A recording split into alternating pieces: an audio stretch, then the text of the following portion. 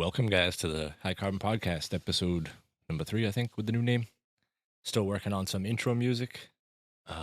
We don't have Albert with us here. He's busy working on one of those DNA knives. I think he's got a couple to finish up, and then he'll be done with that big project.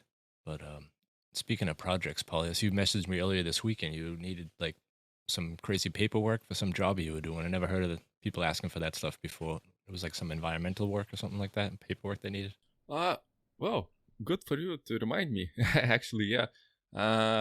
Doing another public purchase from the military, I needed some environmental paperwork that I did not know that I needed, actually. It's basically the public purchasing was geared more towards retailers who sell big volumes of knives and not actual manufacturers. So they have like verification that it is ecological and that the packaging is certified and ISO or whatever other verification that is needed. There is a big list of them. And me, as not a retailer, but as a maker, then it really kind of depends, how do I qualify for this verification? Should I verify all of my materials that I use, right? The steel, which is easy to verify, the handle materials, the kydex that I use, and how deep do you go? Do you go even into like the rivets that you use on your belt hangers that come from I think I buy them from Brisa, that is a distributor in Finland, but they actually buy it from Taiwan. So I have no idea, right? So you are just figuring this shit out. But then I looked at the details in the public purchasing and actually would have to deliver quite a big volume of knives, around 100 pieces in just 60 days, which is insane. And I don't have the required design, because it's a, let's say, lower price, right? The ceiling for the price is kind of lowish, so it would require optimization on my part on the processes and on the design to make it more easier to manufacture, right? It's always on the manufacturer to provide the best product with the specification that the people want at the lowest possible cost, and don't go below the requirements that people have. But sadly, I had to skip that one just because of the volume and the very short notice, because you have to apply it within 3 working days, which is insane if you don't have the provided paperwork, which for the next time I will have, and hopefully I will have a model prepared, because I know now the pricing, the ceiling of the pricing, and I can try and target it. And if the pricing is low, you just want to minimize the work that you actually do. And Keith, as he is a great man in our community, he is very responsive. In the very morning, when I read the email that there is a public purchase going, I'm like instantly messaging knifematerial.at on Instagram and saying, "Hey dude, I need a paperwork that I had no idea that I need and that should exist." And he was very helpful. So thank you, Keith, for quickly answering. Yeah, I'd never heard that before, but I looked it up a little bit. The paperwork that you needed, it's not actually about the material that you use in being recyclable. It's about the manufacturing plant, that they are running everything in an ecological manner, meaning that they don't have a lot of waste and that they prove that things are being recycled and all that. I don't think you need one for every single piece and part of the knife that you're using in the sheaths and all that stuff.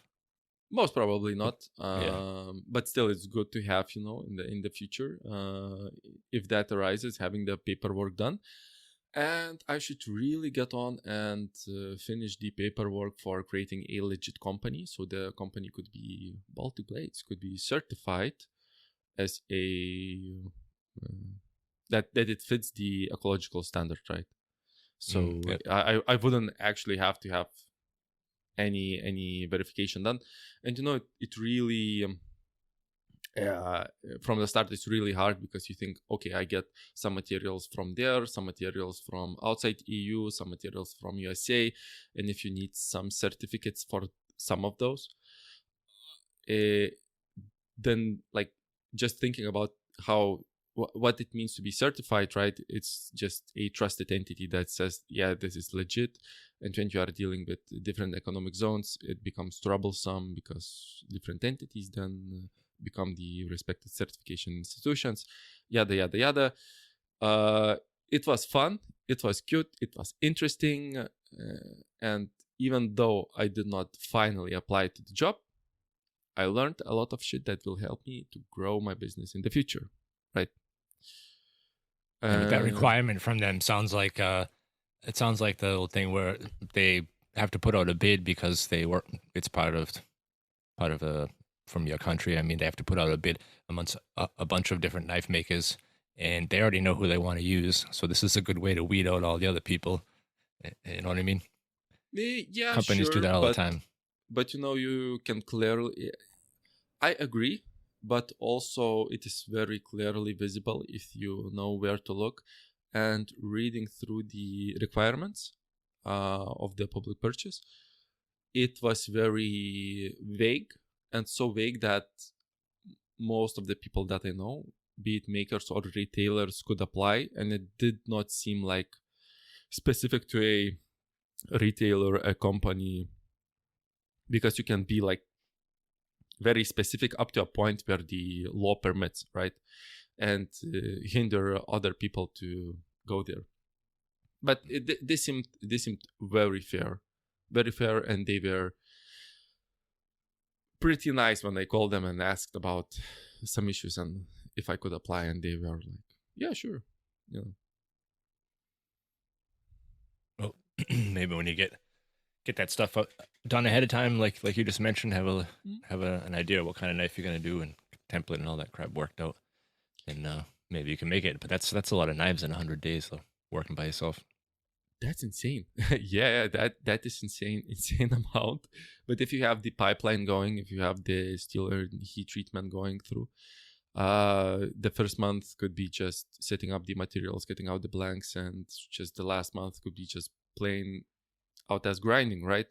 And it's up to me to make it as efficient as possible and yet keep the quality as high as possible. So maybe that means not having 3D contouring, like Coke bottle shape on the handle, right? Because that increases the time that I need to do with my CNC. Maybe I will find a quicker way to machine those, and maybe I should do like a full. Wait, maybe I should not give all away my manufacturing secrets, how to make it more efficient and quickly. But it's up to me to figure out these fun solutions that would still permit me making the quantity at a pace that I would make a profit, and at a pace that I would uphold the quality that I want to do. And I want to get them. Like when people get it and say it's about the blade, they know that they will get a quality fucking product. Yeah. So, Keith, how was your week?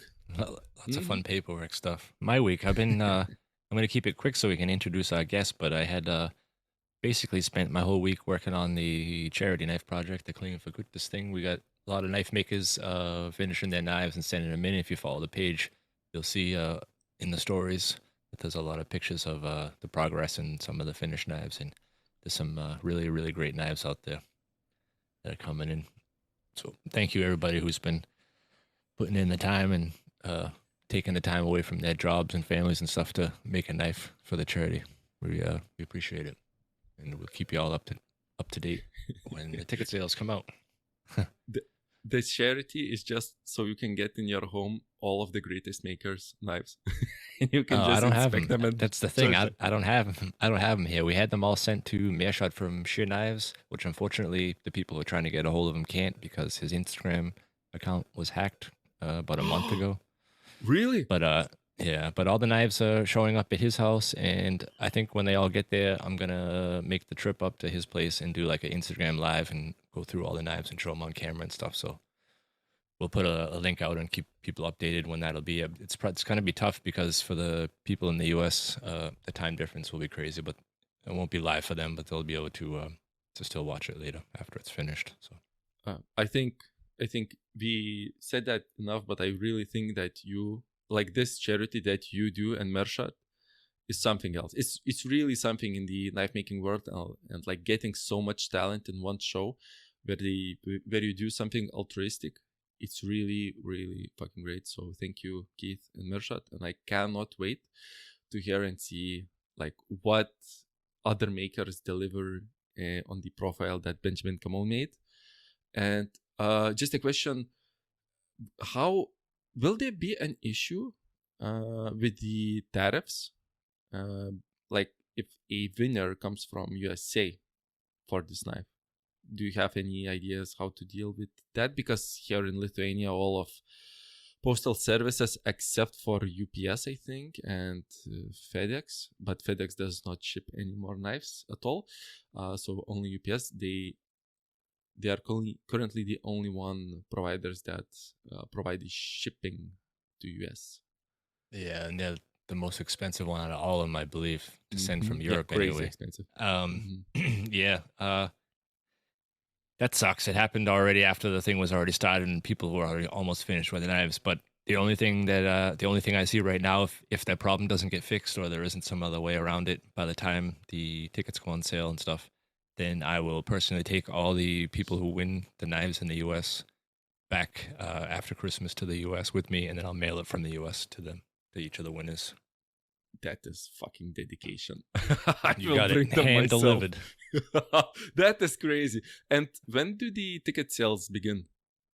End of October. We don't have the date exactly. We're still working with the charity because, that's the problem in Germany, that you can only run 7 days. So we need to make sure that we have everything completely set in stone before we start that 7-day countdown. But it'll be like the last week of October. Oh, that is great. I really want to participate because I saw the Joren Nippenberg where he made this Apex Ultra with the stainless cladding 65 HRC. Jesus Christ, that's a monster knife. Yeah. That looks great. That looks hot. So I really want to participate. Really... Yeah, people who haven't seen, go to Nippenberg Knives on Instagram. You will see this. It's monstrous, huge knife. Looks great. Yeah. I mean, they all are. They are 230 millimeters of blade, so it's a big knife. They're big. Benjamin, I think Benjamin is overcompensating for something, making such a big blade. So, well, you talked a lot about material and the certificates and all that kind of junk. We have one guest on tonight, Matt from GripX. We're gonna have to edit that out. Crap. We'll try that again. Matt from Grip Tec, and he's probably got a lot of information on material problems and codes and getting up to date on this crap. I've made it nice and confusing for everyone by changing my name recently. So technically it's Grip Tec Composites, and the material is GripX. One of the materials that you sell, right? Yes. You also do. Yeah, destabilized wood too. It's kind of taken a back seat lately, though, unfortunately. Really hoping to get back into it sooner than later, but I've been so busy with the GripX lately that it's dominated everything, which that's not a bad problem to have, but it's still a problem, But yeah, thank you guys for having me on, and really excited to chat about things today. Yeah, you also been moving into a new shop or putting the new shop together. I don't think you finished it. Yeah, no, I was out there just before the podcast working on a few things, so we're getting there, but still working a day job and trying to get moved into the shop. We signed the lease and we're able to move in on August 1st, so it's been almost a month now of just trying to get everything built out and ready to move everything else over there. So I've still been doing all my casting in the house, in my basement, and then taking everything over there to kind of cut it and ship it, and it's just been a hot mess lately, but we're getting closer. So I have a little bit of an update to put on Instagram when we get off of here. So yeah, I'm ready for it to be done. Then you get an order or something. You got half the stuff at home in the basement and the other half in the new shop, and you're running around trying to figure out what stuff is. Yeah, I've been making trips back and forth a couple times a day when I'm off of the day job, and it's really frustrating. It's like, oh man, I knew I forgot that one thing, and it really, I'm ready for that to be over with. So for our European listeners that don't know about this stuff, tell us the story about Grip Tech. Yeah, so Well, GripX now. GripX, yeah, formerly Grip Tech. Yeah. So Yeah. probably have seen it as Grip Tech for the last year, probably a few months more than a year. I just changed the name up to GripX probably in late July this year, so I'm still getting used to it myself. I'll probably accidentally call it Grip Tech a few times throughout this, but it's synonymous in my mind still. So yeah, rewind to like the end of 2023. I was really kind of in a funk and ready to sell all my raw wood and just kind of get out of handle material in general and kind of maybe just go back to making a few knives every once in a while when I had the time. And I was like, I've had this idea for a few years and I just need to scratch the itch. So I started testing out putting in some rubber into resin, and actually it was my first recipe that I came up with that is actually the product that we have today. The only thing that's changed is the dyes. I've gotten that a lot more standardized, so there's less variance between batches and whatnot. And started casting it in sheets earlier this year. And so last year, Blade 2024, I had my first table there. It was actually my first time ever going to Blade show. So that was, jumped in head first and had quite the shock there of how big it really was, and had a table at the same time. But I took 180 sets of scales and we sold 166 of them. And so I decided this year that I was really going to push into it. And this year I took substantially more. I don't actually know. It ended up being 10 cubic foot boxes. And we ended up selling basically 3.5 cubic feet. So I came home with like 6.5 boxes worth of stuff still. So I know next year not to bring as much. But yeah, it's just been really successful. I think it's a pretty revolutionary product. I think it's a nice grippy product.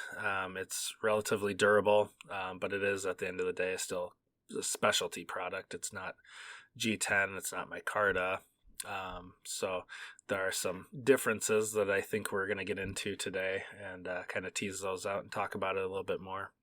Yeah, it's quite a jump into your first show at Blade Show. Yeah, well, I'd been doing a local show for a couple years, but I mean that was I don't know, maybe a tenth of the size of Blade Show, probably even smaller. So at least I was used to interacting with customers and whatnot, and kind of like had my spiel of how to kind of get them to talk while they're at the table. I think that's one of the harder things to figure out because I'm not necessarily an extrovert, so I have trouble just going and talking to people. I kind of like to keep to myself. So getting that spiel down and just talking to people about, that kind of stuff came kind of easy because I enjoy knives and knife making and materials and stuff, but it still was tough sometimes because you can tell some people just don't want to talk. And, it's like, I don't want to jump down their throat talking about stuff if they don't want to talk, and, vice versa. So. Yeah, that's always a hard thing when you're at shows. You mentioned bringing all this material and bringing stuff back.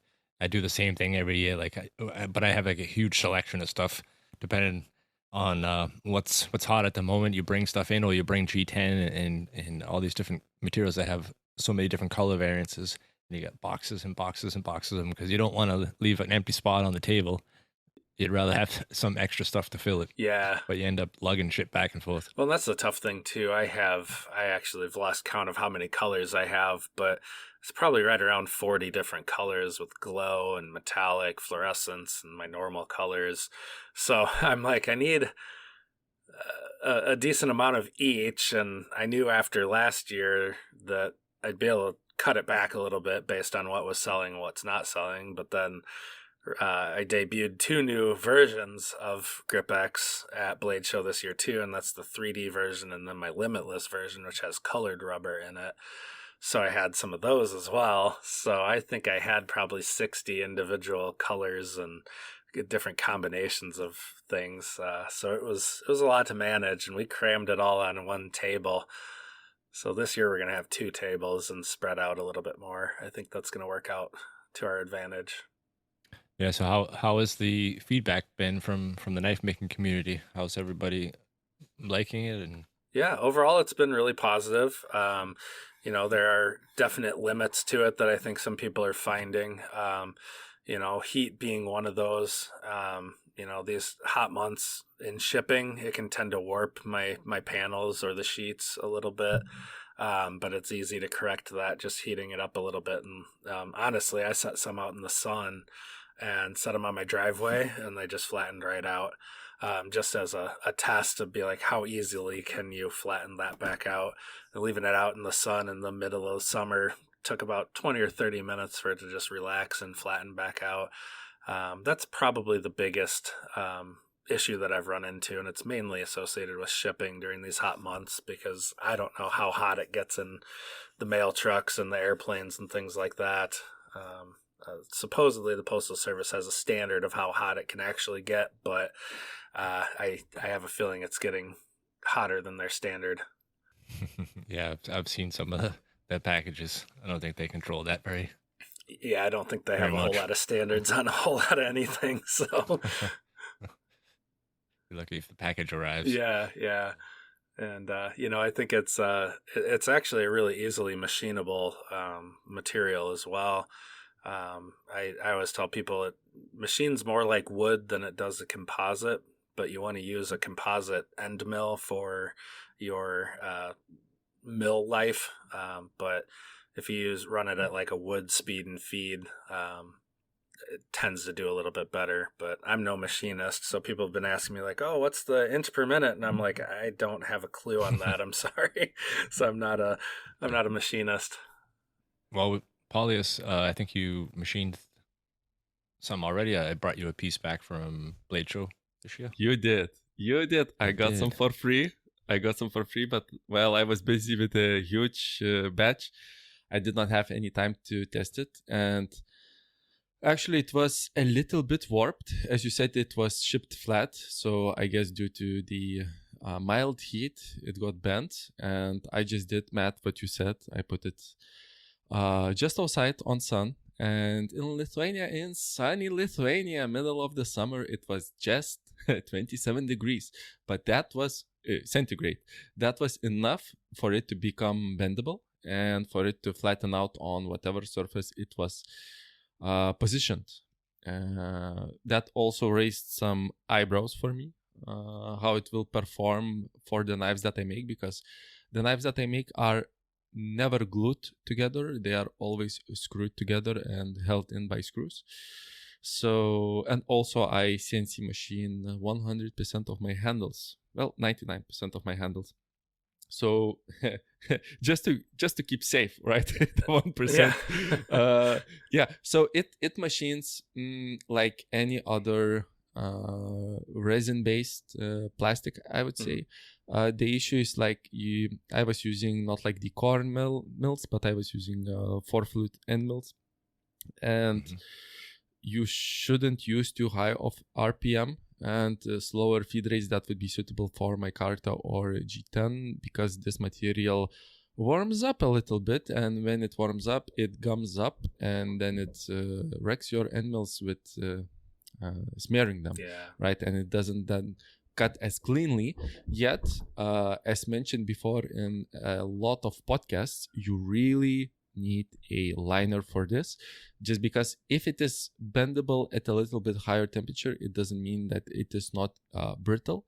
And if you don't have underside support when you are doing like through milling, you are doing like 2D contours or something like that, where you have overhangs, it can really break, chip off, and wreck the underside of your material. Now, was that when you were milling it? Mm-hmm. Okay. Yeah. So you run your mill for your hardware all the way through to the base plate of your CNC machine? It wasn't to the for the screw holes, but it was for the 2D contours, for the outside of the handle scales, where you have hangovers of material, small hangovers. But with a liner, that will be solved for a... we talked a little bit with Keith about that, and I'm kind of a little bit of an edge case in this place, just because this the model that I use this for, the handle scale doesn't really cater with a liner just because of the front of the scale has a slight long ramp. So a thin liner kind of reveals slowly and wrecks the aesthetic appeal. So I cannot use a liner. And if you are a regular knife maker, you are just basically grinding around, using a bandsaw cutting around, and you are using a drill bit to drill the holes for your pins or screws. I have a few thoughts on that. Can I finish? Sorry, but can I finish? If you use a underside cover, like a wood plate, that would easily go. It would not chip. It wouldn't chip if you grind it. It would not chip if you cut it with a bandsaw. I cut it with a bandsaw and it cuts beautifully. Just like you need to really think about the underside support when you are milling and you are doing 2D contour passes. So yeah, there's a few things here. So I think the construction of the knife really will dictate whether you need to use a liner or not. I've got a ton of customers that don't use liners and that machine the scales out. And when you have, I think a big difference is between using 2 screws and 3 screws. If you're using 3 screws, you can put your screws a little further out toward the butt and the blade, and that'll help support those ends a little bit more. When you're using 2, they have to kind of average out a little bit more toward the center. So I think, construction of a knife really is probably the biggest determining factor of whether you have to use a liner. There's a lot of guys that'll slap a sheet on their CNC machine and, you're not putting a liner on a whole sheet at one time. I've tried that and I'll solve the problem one of these days, but I haven't figured it out just yet. But I think the blade construction really is one of the bigger determining factors. And you have to remember when it's on a knife, it's got the tang of the knife as support as well. So it's not like you're sitting out, you said the panel that you got was a little bit warped, which, admittedly, that's one of the downfalls to the material, any resin-based material, actually, like you said. But when you have a positive pressure from a fastener that's holding it to a tang of a knife, the likelihood of it moving is much less. I'm not going to say it's 0, just like you said, you don't, there's the 1% that you don't machine for your handles, but, I have tested this extensively outside. I've carried several knives with it on it all summer long. I've got one sitting in the car that's been in the car for 3 months, and the problems are minimal. I'm not going to say it's 0, but the knife that I have in the car right now it machines down to just over, I don't know, a 1/16 of an inch. I don't know what that is in metric. Probably like 1.5 millimeters or so. Maybe I'm wrong on that. But it hasn't moved off of the tang of the knife enough for me to get a fingernail under it. I can tell it's started to move just a little bit, and that's been sitting in the glove box of my wife's car since, I think since basically Blade Show, so 2.5 months now. And that is a totally unsupported little piece. So, I think when you look at it, you have to consider the tang of the knife as a support as well.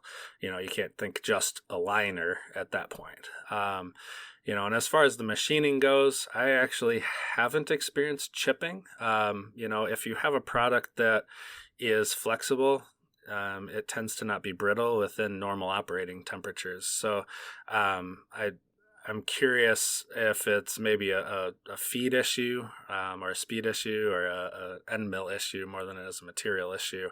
I've got a couple manufacturers that have been using it, and I haven't caught wind of any chipping, and I've actually done some machining on it myself, making the sample handles that I have on the table at Blade Show. And those are held on with just Gulso bolts from Maker Material Supply here in the States. So it's just like a male and female screw. So yeah, I'm perplexed on the chipping issue. I do know with drilling, if you don't have a backer, then you could blow out the back a little bit. But that's with pretty much any material that's not micarta or G10. You can have that issue with stabilized wood or regular resin as well. The chipping issue is not a feed issue. It's basically a machining strategy issue where, as I said, it's a 2D contour where you step by step go by down, a little bit down, a little Yeah. bit down, and it is basically tracing the outside of the handle Mhm. scales. If you would use a way bigger end mill and you wouldn't have on the outside of the material any material left, then it would be way easier. Just a strategy, it was a new material, and I just picked the safe route that I always use, but I basically always use only micarta, G10, and maybe some ironwood. But with ironwood, I also use a liner. And also, good that you remind me, it was not feasible to use a liner also with this knife, just because the handle scale is very thin. And the supporting structure under the screw is less than 1.5 millimeters, and the thinnest liner that I have is like 2 millimeters. This means if I am machining, the screw head is only holding onto the liner and not onto the actual GripX material itself. So it's basically just glued onto the liner. And I did not want it to go that route. I wanted to, just test out the material. Sadly to say, I did not have enough time to test it out fully, but I have quite a few questions about it. First being, what is the target audience and target use for the actual material? Because looking at it from a G10 and micarta standpoint, right? They have the upper edge in the abrasion resistance, and being a little bit harder so they suit more like the hard use outdoors knives, but they are way lower at the grippy way kind of stuff, because this provides the superior grip. So you as a maker, how do you imagine what is the perfect use case of this material for what kind of knives? I think it depends on the maker that's making the knife, honestly, and what their vision for their knife is. It's not a competition between G10 or micarta and GripX. GripX is a specialty material.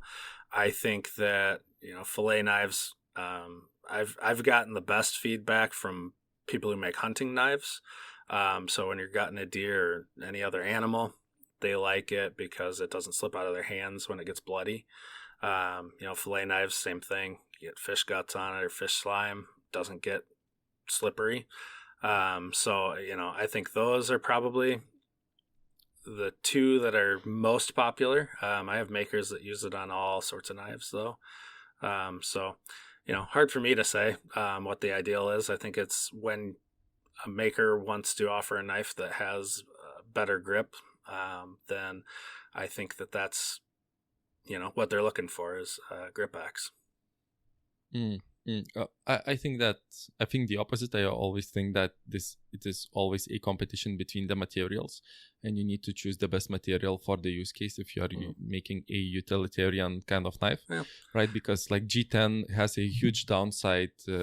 Like it's super stable, it's rock solid, but it's heaviest of them all, right? It's heaviest of them all. Then you have micarta that is way lighter, and then you have GripX, but GripX provides superior grip. Also, doing a little bit of testing, I followed the finishing guide on your website. Let's rewind back to that, though. Yeah, please. So, I think there's a big difference because a lot of people choose wood. Like you said, you choose ironwood sometimes. GripX is a specialty material. It's not, you specifically, Paulie, are trying to crank out, lots of knives. You want to have a very well-defined, very specific knife you're comfortable with, your G10s and your micartas, and that's like what you're very comfortable with, okay? And there are a lot of other use cases where other makers can look for a different material. They may want a different color, they may want a wood, they may want GripX, they may want something totally different. To limit it, I guess, is kind of not fair, because it's not in my eyes, as the maker of the material, it's not a competition between G10. Because if you're going to take a knife and you want to use the butt of the knife to, I don't know, hit something with, that's probably not the best use case for a knife, right? if you have a knife that is one of the intended uses for that knife, then yeah, G10 or micarta probably makes the most sense because it's the most durable. When you have something where you're gutting an animal and you want the best grip, I think GripX is probably going to be the standard material there. So to say it's a direct competition between another material, I really don't fully see that. Yes and no. I think it's a competition where you have a selection of materials and you just choose the one that fits best for the use case. So I fully agree with you that if you want something that, you choose the parameters. Like I make my knives, I choose a specific use case, right? And you can clearly see where GripX shines as a greater material, and you choose the greater material that would benefit the use case the most, right? So it's always in my mind, should I use this? Should I use that? Should I use iron wood? Should I use another material?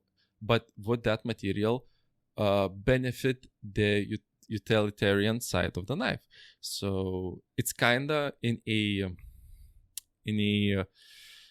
a competition, but you just choose the best parameters to suit the knife the best, right? Yeah, I mean, we are talking about the same thing. Basically. Yeah, I think we're on the same page there. I mean, it's like you choosing stainless steel versus carbon steel. You're going to look at what those knives are going to go through, and you're going to look at the hardness and the edge retention and all that other stuff based on what the use case for that knife is. So yeah, I think we're on the same page there. Yeah, totally the same page. So I have more questions about the material. That's just diving deep right into it.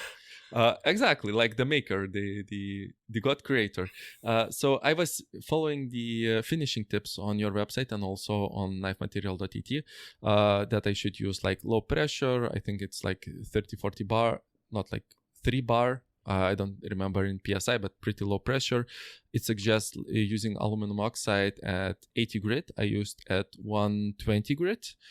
And it finishes really nicely. I love how it removes the resin around the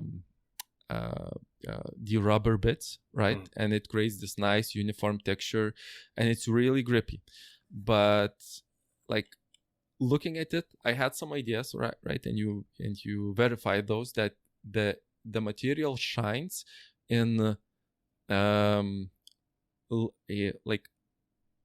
like fillet knives, right? Where you have low resistance of like low impact resistance, low mechanical loads, basically, where you don't hit the knife or abuse the knife, and you need the superior grip.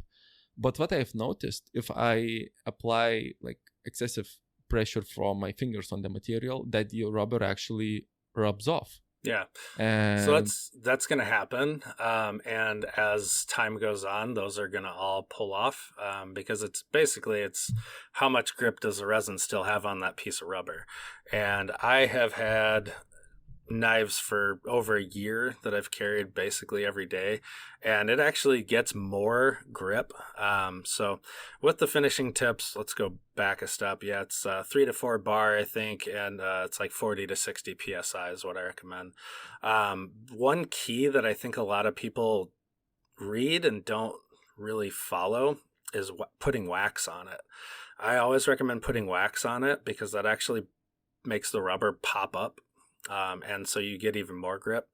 But I have not encountered it's still relatively a new material, but I have not encountered in all of the knives that I have with it, all the samples that I've handed around Blade Show and all the other shows, I've not encountered one that's lost its grip because of that rubber coming out. So if you have one that's, say, I don't have a scientific number for it, but let's say it's 50% is where you can actually rub that rubber nub out of it.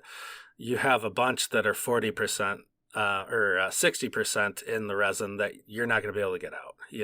There's a number in there. I don't know what the number is because I'm not a scientist, but there's going to be, the majority is going to be still embedded in the resin enough that it's not going to come out.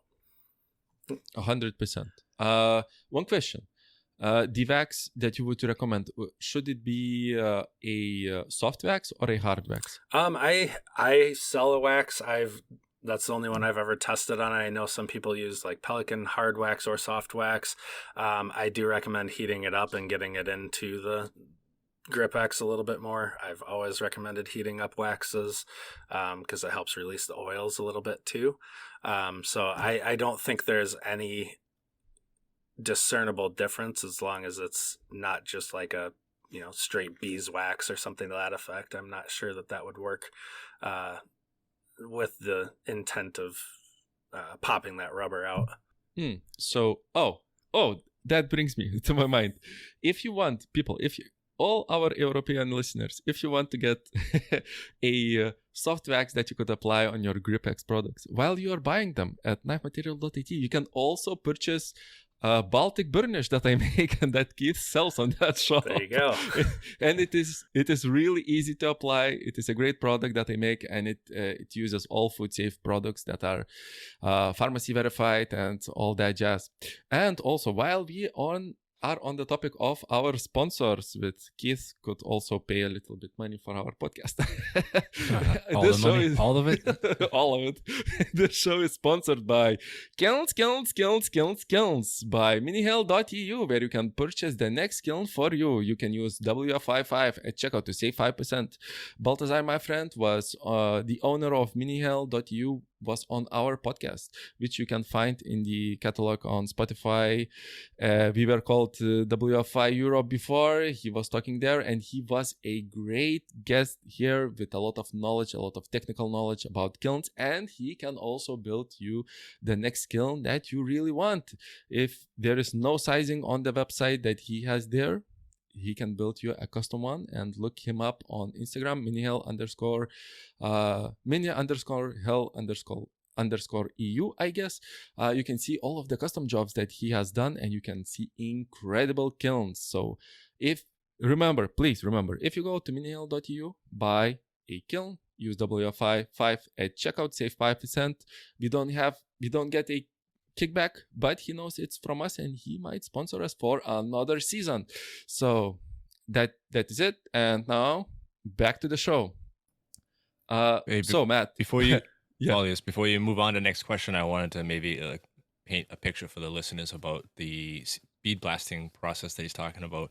So if you can picture the piece of resin material with small sand size pieces of rubber in it, and you bead blasting it, you're removing some of the epoxy or the resin from around those pieces of rubber, and the pieces of rubber stay in there, and they're kind of held by the resin. And as you said, by rubbing them, rubber moves, and you're kind of moving that rubber piece of sand around. I'm going to call it piece of sand, but that's just so you know what size it is. Those are the little pieces that are popping out on you in the beginning, and the ones that are held in, I would say more than 50% or whatever, are the ones that are staying. That's what's giving your grip. It's not like you're holding a piece of clay and it's falling apart in your hand. I don't know if that was a good explanation, Matt. Yeah, but that's what's happening, perfect. right? I think that's an excellent explanation about it, actually. Yeah, I sent in our group chat to Keith. I sent him some pictures, and it is basically grains of sand, and this is not like even light rubbing. I think I apply pressure with my finger, and I go through the material, and some 3 small black spots at the start pop off on my finger that are super tiny, but you can still see them. So this is the one of the maybe a small negative that I see if the main use case of it is using for filleting. Then the rubber can get into the fish, but I think you are either way washing out the fish meat, right? So it kind of doesn't matter. But to be fully transparent, it's just a thing that I've noticed, and I wanted to bring it up. Yeah, and that's something that I expect. And like I said, over time and over use, it will stop because all those. Mm-hmm. I really think it's probably more like those are nubs that have had they're 10 or 20% into the resin, and one way that you could probably cure that is taking some really fine steel wool and just giving it a good rub down. I don't think that's necessary, but if that is of a concern, I think that would probably probably pull those little ones out that are left there. That is a great advice. I think that would totally work. And like looking at it from up close, you are totally right. These are the edge case pieces, let's call them like that, right? The ones that are hanging on the least, that are rubbing off, and that will come off, but it doesn't mean that the material will lose grip, contrary to that belief. Most of them rubber material that is still held in with the resin, it doesn't actually go anywhere, and you still maintain the grip. But while we are still on the grip topic, I heard some other podcasts say that if you make it wet, it gets grippier, right? So what I did some testing and say where my mistakes were. I thought, okay, I'll apply the wax. The color is popping. It's wonderful. I wipe away the wax. The color stays, but it is not greasy. It looks kind of matte, but beautiful.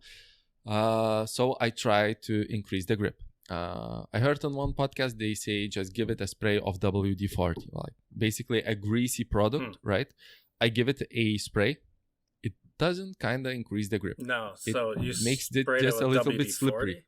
After that, I sprayed it just with WD-40 because I heard it that could help. It did not help. I removed it, right? And I thought, okay, what is the opposite of WD-40? It's like something that diminishes the surface tension. So basically, window cleaner. I tried that. That also did not increase the the actual grippiness. And I think when it's sandblasted, it is actually the grippiest it is ever, right? Or no? So my preferred finish is you sandblast it and then you put the wax on it, and I think that's honestly the best. I think the WD-40 thing, actually, I probably mentioned that because I have one customer that he'll spray it with WD-40, let it sit like you would the wax. He uses that instead of the wax, let it sit for a day or so, and then wipe it off. And the purpose of that, and I think it's the same thing as getting the wax on it, is the oils work down into that rubber and kind of swell the rubber a little bit. So then I think it gets to be more noticeable. And so I don't think that the WD-40 on its own is making it grippy, or, Windex or something to that effect would be making it grippy. It's the fact that it, lost my train of thought. So yeah, I think it's making the rubber swell a little bit and making it more proud from the resin. So, you're taking your sandblasting and you're washing away a little bit of resin, and it makes the rubber proud. And then you use wax, or, in some cases, I still prefer wax, and I'll always say I recommend wax. People can do whatever they want and whatever they find works out. Once that's swelled, then you get the higher grip potential for it. But yeah, I would still recommend wax. And, I think one point that I wanted to bring out here too is this is still a relatively new product. So we're still kind of trying to figure out best practices.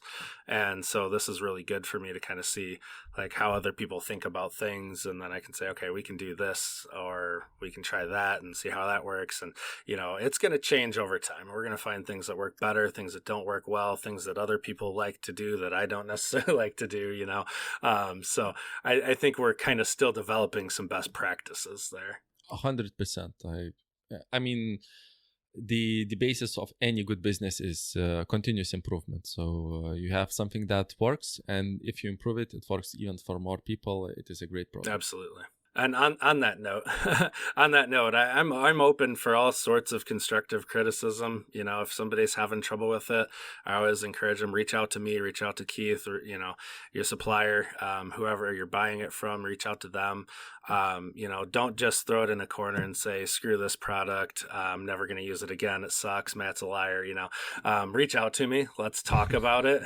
Because that's the only way I'm going to learn. I make the product. I like the product. I've tested the product as many ways as I can think to, but that's not going to cover 100% of how people use it and, finish it or machine it or anything like that. So I always welcome the conversation. Yeah, it is a very difficult process. because like in my case, I use like the feeds and speeds for my Carta or G10, and like you also have to get used to the material and work with the material and not just against the material with your stubbornness. It's like how iron wood machines is totally different how G10 machines, and you have to work with it, and that usually means you see a bigger benefit in the material. Now, Matt, my last gripe or imaginary argument that I have that I haven't tested yet, and then maybe Keith will take over and this will be a lighter show. But all of my knives have Kydex sheath with strong retention. And using the material, like seeing how it is easy to flex with fingers when it's sat on the sun when outside is just 27 degrees. It kind of worries me if I make a scale where the front of the scale, the contact point, the retention point of the Kydex sheath is very small, and let's say the knife sits in the car, right, for a warm day, it gets a little bit soft. The abrasion from the Kydex might just deform the material and make it lose the retention. Is it that you have ever heard of it? I haven't tested it for the audience. It's just something that I am thinking about, and I will test it in the future, and I will share my feedback maybe on my Instagram. But Matt, have you ever heard about it? Have any feedback about it, or yeah, what's your thoughts? Yeah, this is probably one of the more common concerns with GripX. It's probably one of the things that's come up the most. It's not necessarily that it deforms under heat.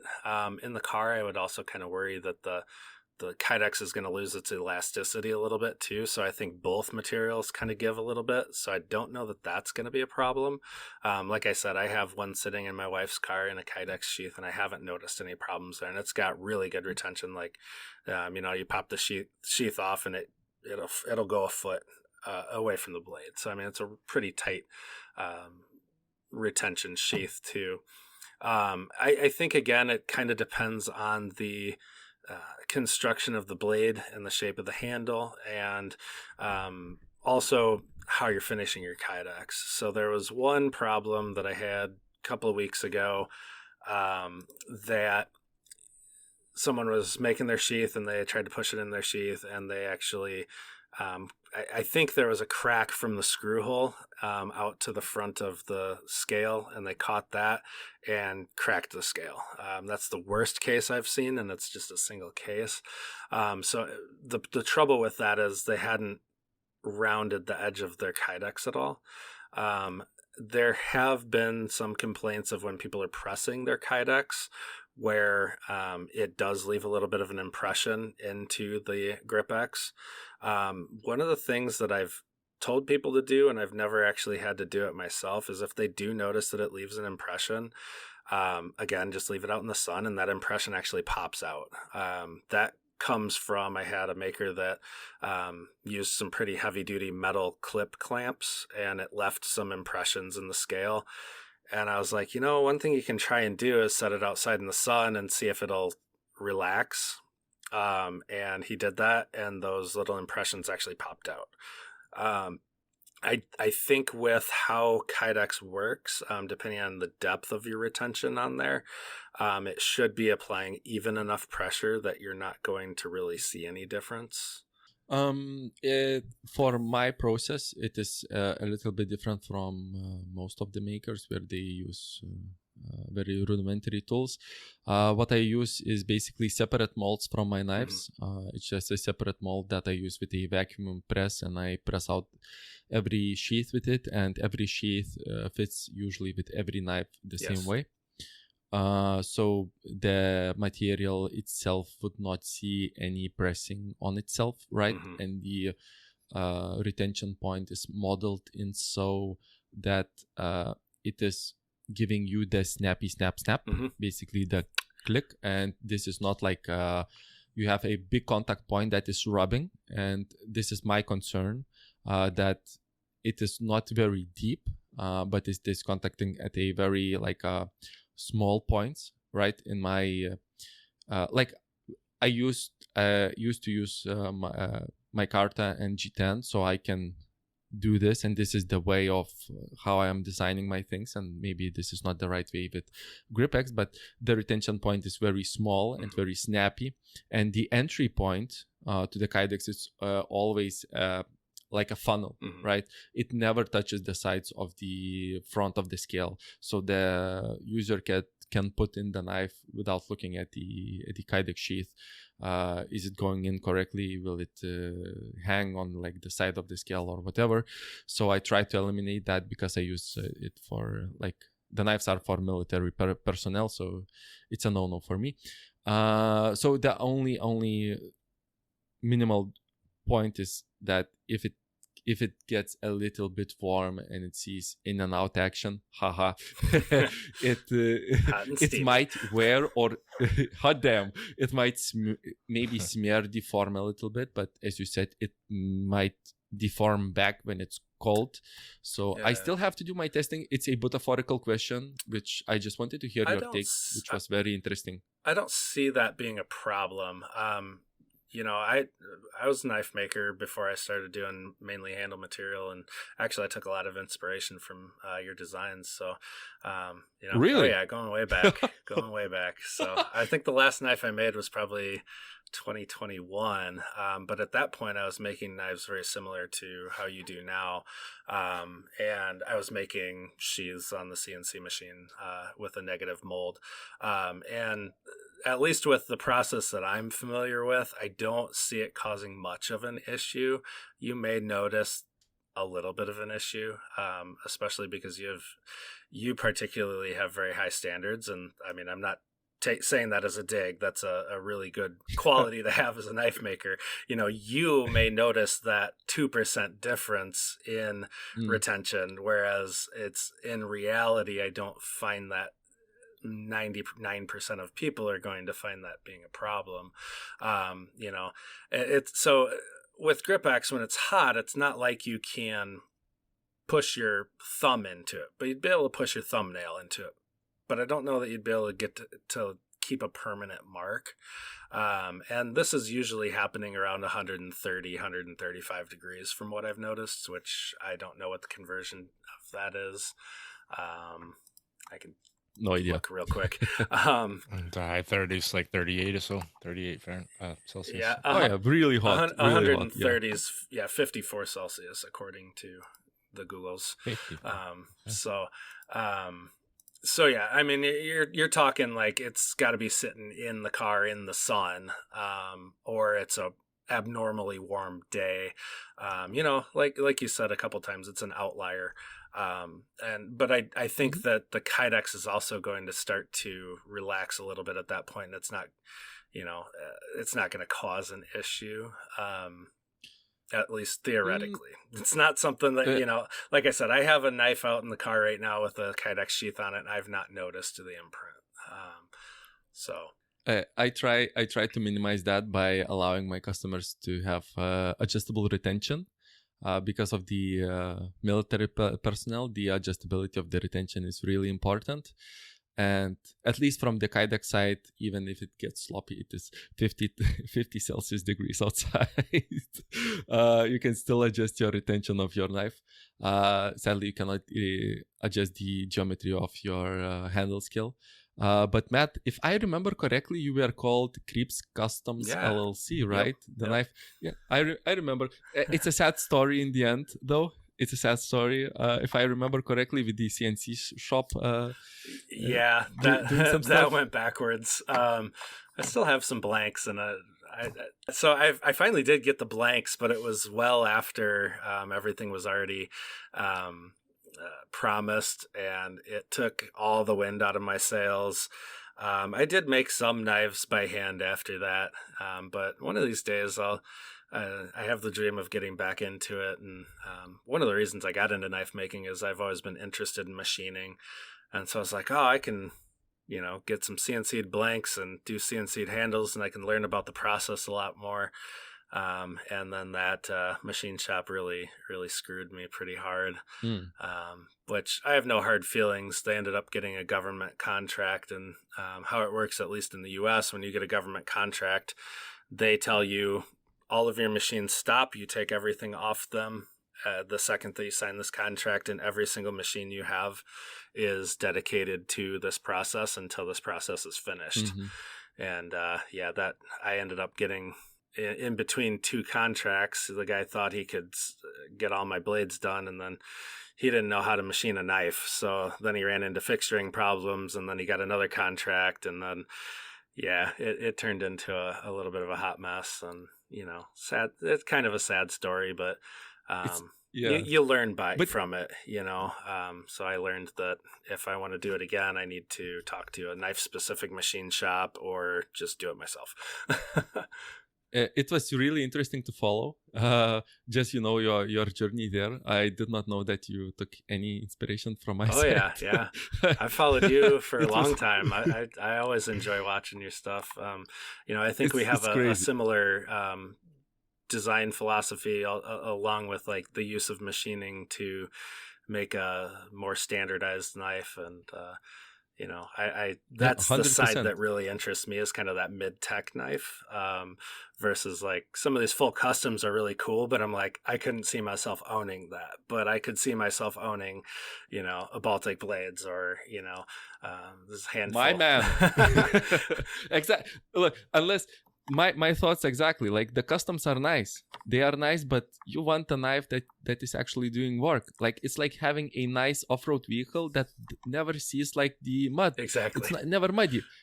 And seeing it muddy and all scratched up gives me the fizz. In the US we call those mall crawlers, because all they do is drive through the parking lot of the mall. Mall crawlers, right? Like shopping malls. Yeah. Okay. Yeah, I think, that is nice. Yeah, I quite remember your Instagram. Like, I think one of your models was like Urus LS, something like, after the cars, I think, Lamborghinis. It actually was, if I'm remembering correctly, it was just, I don't remember what language it was, but it meant warrior, I think. So I did the Urus and the Urus SL, which was super light, which was like a totally skeletonized blank. So I remember that one.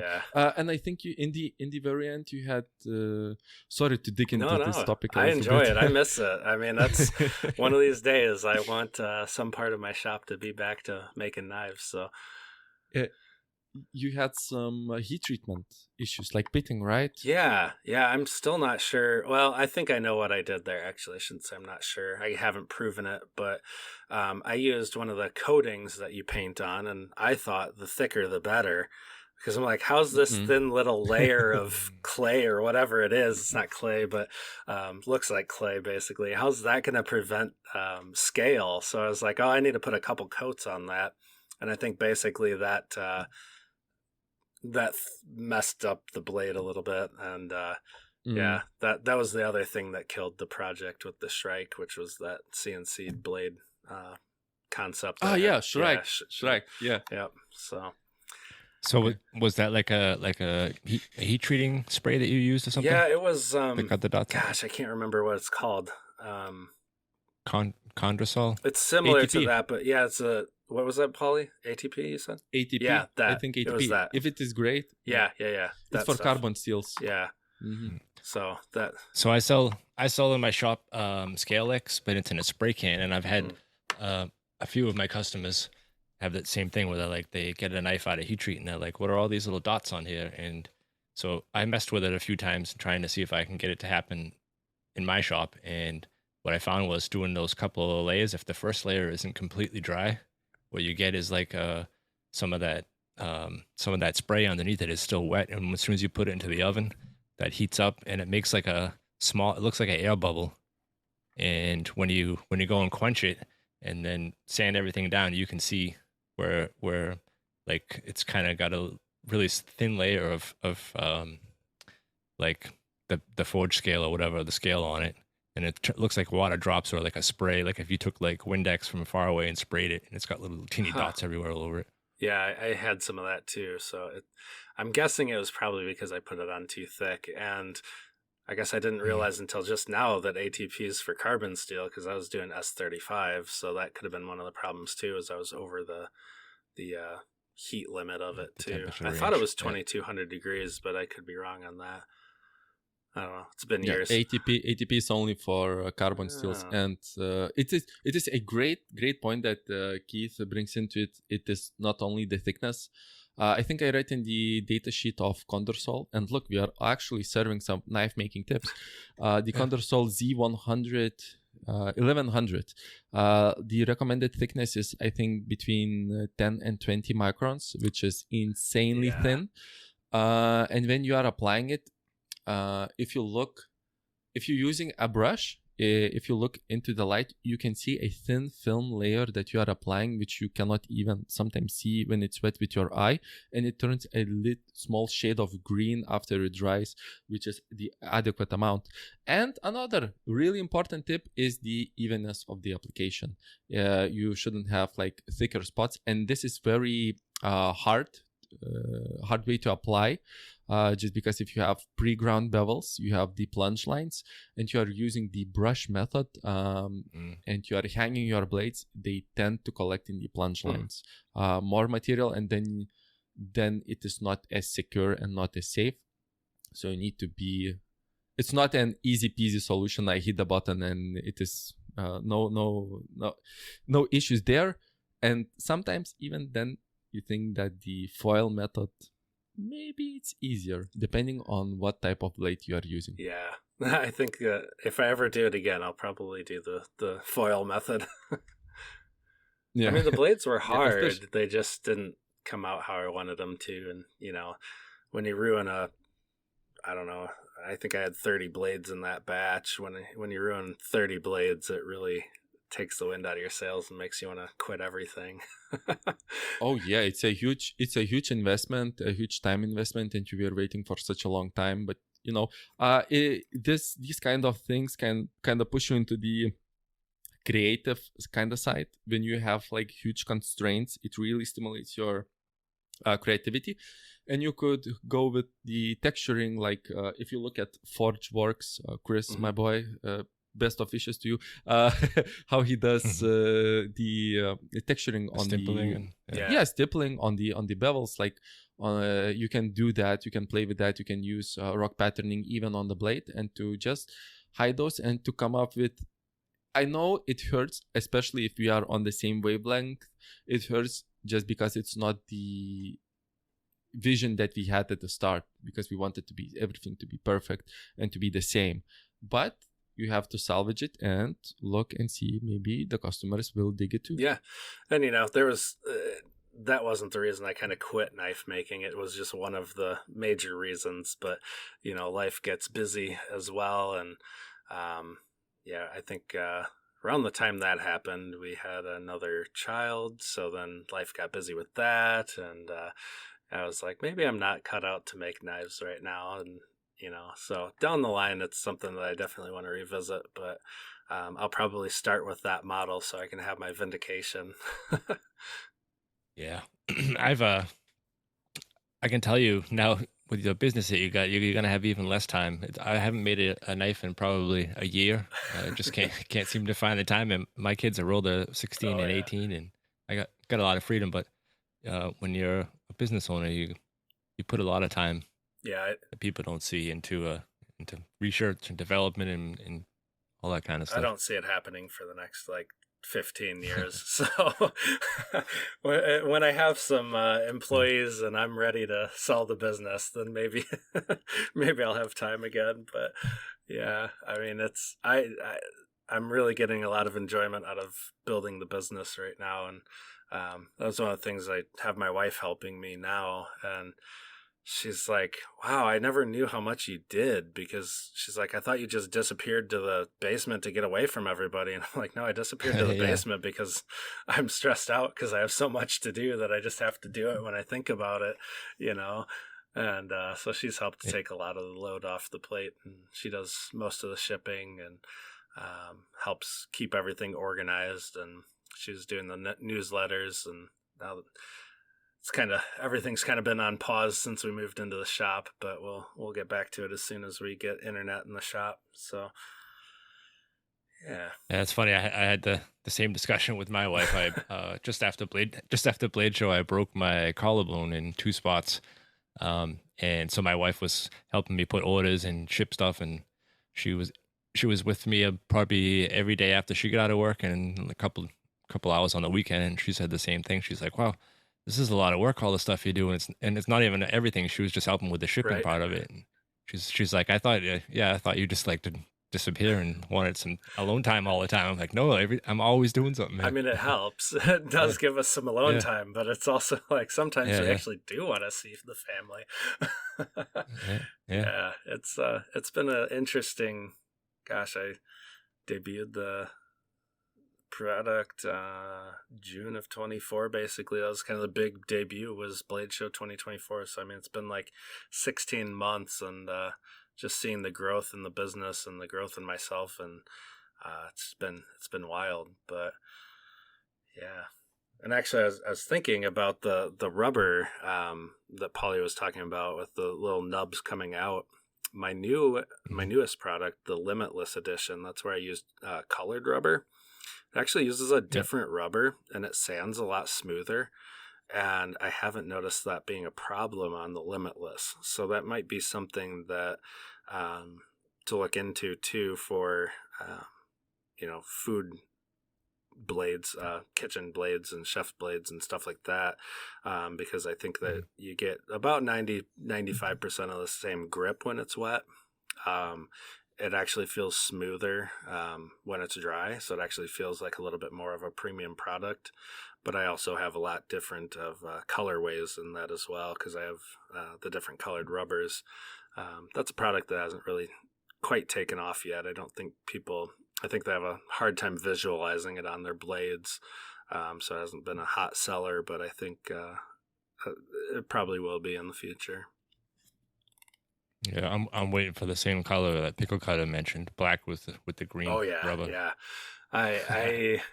I need to follow back up with my rubber supplier, because I asked for a quote on a couple 100 pounds of all the different colors. I think there's like 17 different colors, which I would probably only get like 12 of them. But then that's how it got the name Limitless, is the options are actually limitless. I could mix it with any of the existing colors or come up with different color schemes.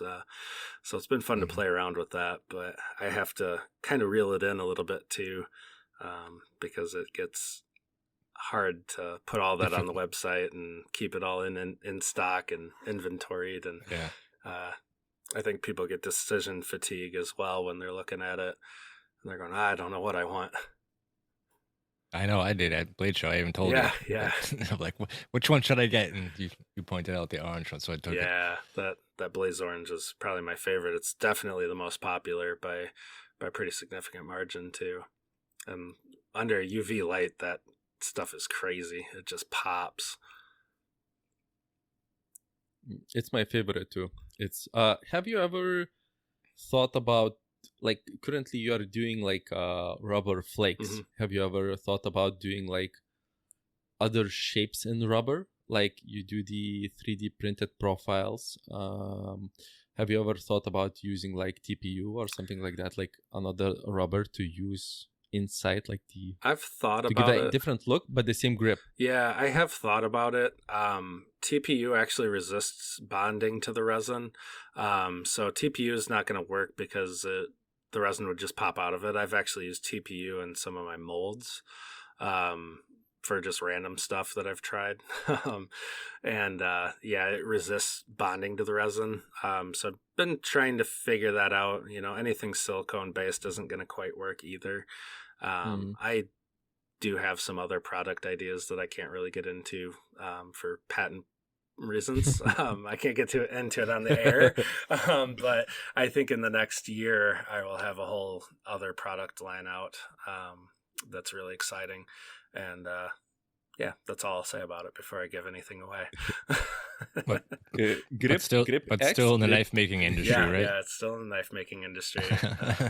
Okay. So maybe, other industries too, but I think my main focus is knife making, just because it's what I'm familiar with and where my main customer base is, but we are trying to push GripX into different realms, gun grips and fishing rods, and there's all sorts of different things that could be used for. So that's one of the goals in the next year, is to start pushing into different industries and try and broaden the scope of the product too. I think it I will imagine really the blow up. the gun industry, that would be really cool for stocks and stuff like that. Yeah, I want to do. We have SHOT Show in the U.S. out in Las Vegas, and it's a big for guns and whatnot, but it's prohibitively expensive. It's like $5,500 for a table. So yeah, I'm gonna see if I can even get in on in 2027. But if I can get in front of some of those gun manufacturers, I think it would really take off there. SHOT Show is for manufacturers only, right? Yes, I believe so. They have something. So where I would have to go would be like a material showcase. So there's like a bunch of different plastics manufacturers there. That's where all the newer materials end up going. So that's actually the 3 or 4 days before the actual SHOT Show. And so that table's $5,500. But if I wanted to do anything in the main show, then I'm looking at another like $5,500 to $7,500. So it's a substantial investment. It is very similar to the IVA EVA Outdoors show here in Europe, where it's only business to business, and you really can get huge contracts right there. And I think, Matt, when you get into the other industries apart from knife making, then you will really blow up, just because if you look at the materials that go to the knife making, they come from the other end. Exactly. Yeah. They come from big industries that we use for knife making, right? So you are going into the right direction. Yeah, it's backwards from most, but yeah, I think knife makers they tend to be, I don't know what the word is, creative in a way, and they adopt materials from other industries and then use it and then find out, oh, this works really well. I mean, like there's very few knife specific, well, I shouldn't say knife specific, cutlery specific steels out there that we still use. I mean, I know there's like AEBL, which was for razors, but you have Magna Cut that was actually born for knife makers, and then like Apex Ultra too, same type of deal. Yeah, exactly. Yeah. And like people use like, oh, I use ball bearing steel. Yeah, exactly. It's a ball bearing steel. It's not a knife making steel. Exactly. I mean, when I first started making knives, I was using 01 tool steel. I mean, and there's a lot of blades made out of it, but it's for cutting paper, cutting different things. So yeah, I'm curious to see where it goes over the next couple of years. I think getting into the tool industry would be really good. Screwdrivers, hammer handles, even like cordless drill handles, stuff like that. Yeah, GripX on it. That actually is awesome. As I was listing off things, I'm like, tool handles too. Like I could see that being on my drill. The trouble with that is how everything's manufactured. They'd rather do an injection molded rubber for like drill handles and stuff like that. So there's a use case for everything. Just have to find the right company that wants to use it. Well, I know you got a hard out tonight. Yeah. Is there anything that we missed? Anything you want to talk about? Any new products? Or? No, I don't think we missed anything. You can find my shop at Grip Tec Composites or get GripTecComposites.com. I'm still getting used to that change too. You can find a lot at knifematerial.at. I have the new lines, which are the 3D GripX and then the Limitless GripX, which I talked about a little bit earlier. The 3D actually uses a resin 3D print, and I pour the GripX into it. So I have 5 different designs right now, and hoping in the next year or so that I can open up custom designs for that too. So if you wanted your logo and something, then I'd be able to do that. That's a pipe dream right now. So don't everyone go messaging me, but I've been talking to a couple very large knife manufacturers that are interested in it. So I'm working through the process, and I think it's going to be really cool. I've got a couple things that I have to stay hush hush on for a little bit, but there's going to be some really exciting stuff coming out in the next 3 to 6 months. So I'm really excited to showcase those things, but I can't talk about them. I've been sworn to secrecy. Unfortunately, I want to talk about them. I just can't. Soon. You can talk about this on this podcast. Yeah, there you go. Have me back. Well, yeah, I appreciate the questions and the conversation. Like I said, reach out on Instagram is where I'm most available. It's Grip Tec Composites. Don't put an underscore in there because you're not going to get my company. I learned that just the other week. There's a different company called Grip Tec Composites that. Oh no. Or Grip Tec. I don't remember what it was, but it was something along those lines. So, but it was like a spray for like. I don't know what they use it on. I thought it was for like weightlifting, but you don't really want grip necessarily on that. I don't know. I'm not a weightlifter. But yeah, get Grip Tec on. Nope, it's not Get Grip Tec. Good Lord, I'm retarded today. You can edit all of that out. We'll leave it in. I'm only human. It's the human side.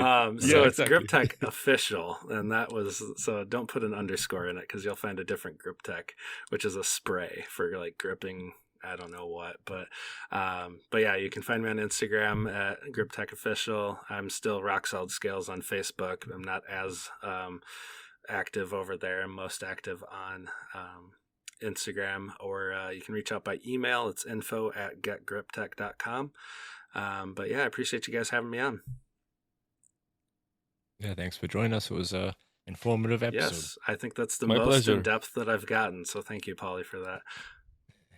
No problem. It was my pleasure. I actually asked Keith if I can ask any of these questions, and he was like, just go at him. So thank you even for entertaining my butaphorical questions. Absolutely. That I have no experience with. I mean, like I said earlier, Cheers, man. I'm still learning about this material every day. I'm learning better ways to make it, better ways to use it, better ways to do whatever. So, like I said, if anyone has any ideas, any questions, theoretical or real, let me have them. Let's talk. Awesome. Perfect, guys. All right. Thanks again for joining us, Matt, and we'll talk to the rest of you guys next week. Yeah, thanks for having me. Bye-bye. See ya. Icke. Tschüss, auf Wiedersehen. Gute Nacht.